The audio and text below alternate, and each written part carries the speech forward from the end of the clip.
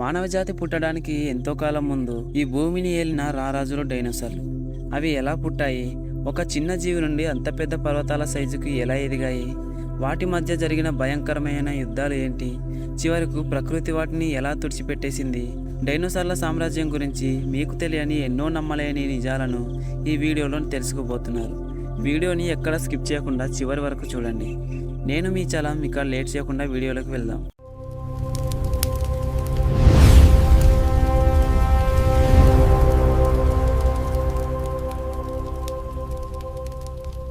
మొదటిగా ట్రయాసిక్ యుగం.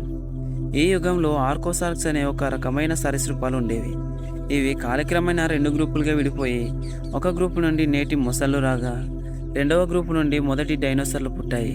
మనం డైనోసార్ అనగానే పెద్ద కొండంత జీవి అనుకుంటాం, కానీ మొదటి డైనోసార్ ఇరోయాప్టర్ కేవలం ఒక చిన్న కుక్క పిల్ల సైజులో ఉండేది. దీని బరువు కేవలం 10 కిలోలు మాత్రమే. ఈ యుగంలో డైనోసార్లు చాలా బలహీనంగా ఉండేవి.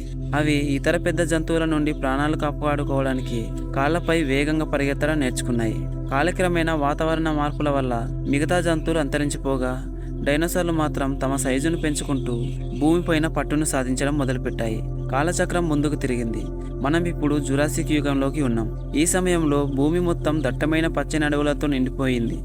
ఆహారానికి కొరత లేకపోవడంతో డైనోసార్ల పరిణామం కాలక్రమేణా ఊహించని మలుపు తిరిగింది. అవి భూతాకారం దాల్చాయి. శాకాహార డైనోసార్ అయిన బ్రాకియోసారస్ దాదాపు 4 అంతస్తుల భవనమంతా ఎత్తుకు ఎదిగింది. ఇవి చెట్లపైనున్న ఆకులను తినడానికి తమ పొడవైన మెడలను ఉపయోగించేవి. వీటికి రక్షణగా చర్మంపైన పదునైన ప్లేట్లు ఉన్న స్టెగోసారస్ కూడా ఈ యుగంలోనే జీవించింది. మరి ఇన్ని శాకాహార జంతువులు ఉన్నప్పుడు వాటిని వేటాడే క్రూర మృగాలు కూడా ఉంటాయి కదా. ఈ యుగంలో అత్యంత ప్రమాదకరమైన వేటగాడు అల్లోసారస్. ఇది గ్రూపులుగా ఏర్పడి పెద్ద పెద్ద డైనోసార్లను సైతం వేటాడేది. జురాసిక్ యుగంలోనే ఆకాశంలో ఎగిరే ఆర్కియోప్టెరిక్స్ అనే విచిత్రమైన జీవులు పుట్టాయి.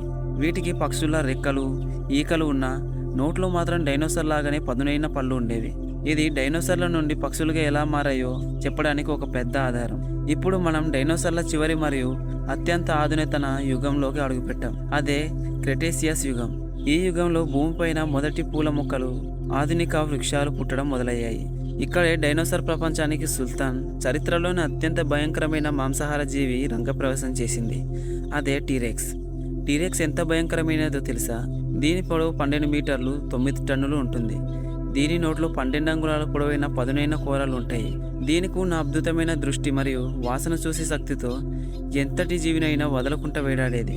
టీరెక్స్కు పోటీగా 3 కొమ్ములు ఉన్న ట్రైసెరాప్టర్స్ మరియు చర్మంపైన ఇనుప కవచం లాంటి ముళ్ళున్న అంకిలోసరస్ల మధ్య జరిగే యుద్ధం ఈ యుగానికి హైలైట్స్.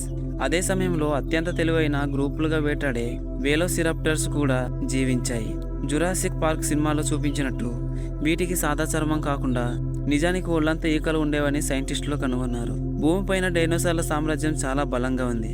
వాటిని ఓడించే శక్తి భూమిపైన ఏ జీవికి లేదు. కానీ ప్రకృతి రాసిన విధిరాత వేరేలా ఉంది.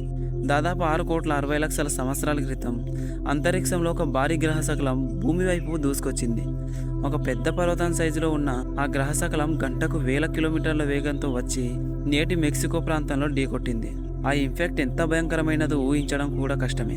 కొన్ని కోట్ల బాంబులు ఒకేసారి పేలితే ఎంత శక్తి విడుదలవుతుందో అంతటి ప్రళయం. 100 అడుగుల ఎత్తున సునామీలు, భూకంపాలు వచ్చాయి. ఆ దెబ్బకు గాలిలో లేచిన బూడిద, పొగ సూర్యరశ్మిని భూమిని చేరకుండా అడ్డుకున్నాయి.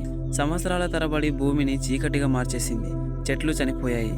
చెట్లు లేకపోవడంతో శాకాహార డైనోసార్లు, అవి లేకపోవడంతో మాంసాహార టీరెక్స్లు ఆహారం దొరకక ఆకలితో ఒకదానికొకటి చంపుకుంటూ నశించిపోయాయి.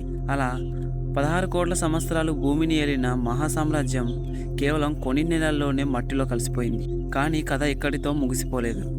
ఆ మహాప్రళయం నుండి పరిణామంలో చాలా చిన్నగా ఉన్న కొన్ని పక్షులాంటి డైనోసార్లు బ్రతికి బట్టకట్టాయి.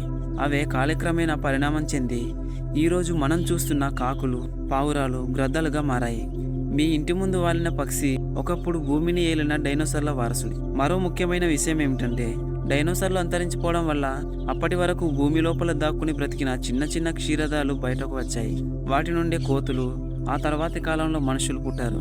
ఒకవేళ ఆ రోజు ఆస్ట్రాయిడ్ భూమిని ఢీకొట్టకపోయి ఉంటే ఈరోజు భూమిపైన మనుషులమంటూ మనమే ఉండేవాళ్ళమే కాదు. ప్రకృతి ఎంత శక్తివంతమైనదో చెప్పడానికి డైనోసార్ల చరిత్ర ఒక పెద్ద ఉదాహరణ. ఎంతటి వారైనా కాలగర్భంలో కలిసిపోవాల్సిందే. ఈ వీడియో మీకు ఎలా అనిపించిందో కింద కామెంట్ సెక్షన్లో కామెంట్ చేయండి.